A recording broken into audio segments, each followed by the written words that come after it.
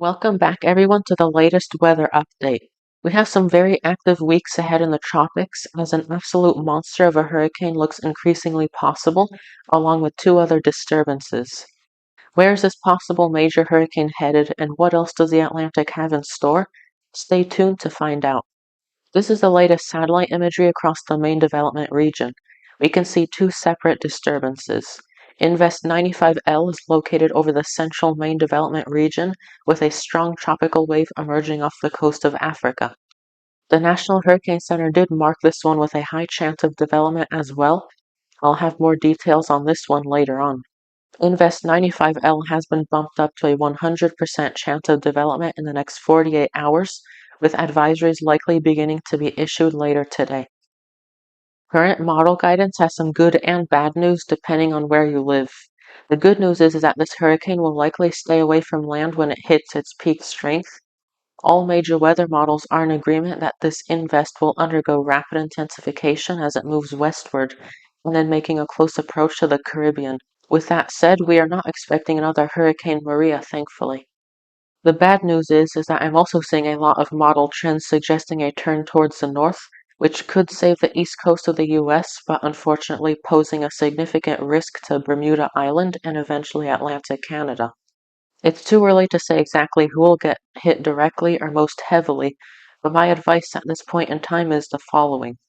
If you are in Puerto Rico, the US Virgin Islands, and the Windward Islands, continue to monitor the situation closely. It's likely that this hurricane will miss these islands, but regardless, life-threatening rip currents and maybe outer rain bands are possible. The fact that this system will pass so close is somewhat concerning, since any shift southward in the track could increase impacts. Secondly, the U.S. East Coast should also be aware of life-threatening rip currents as the system passes. Lastly, Bermuda and Atlantic Canada should monitor the situation closely as a direct impact from the storm is possible. Now that we know what to expect with this storm, what else do we have going on?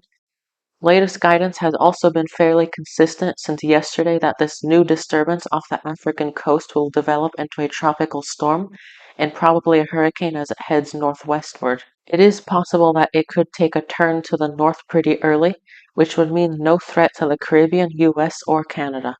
The GFS model and many others then proceed to showing this storm moving erratically around the Azores Islands of Portugal, with no clear indication of a fixed path. At this point in time, Portugal should monitor the system.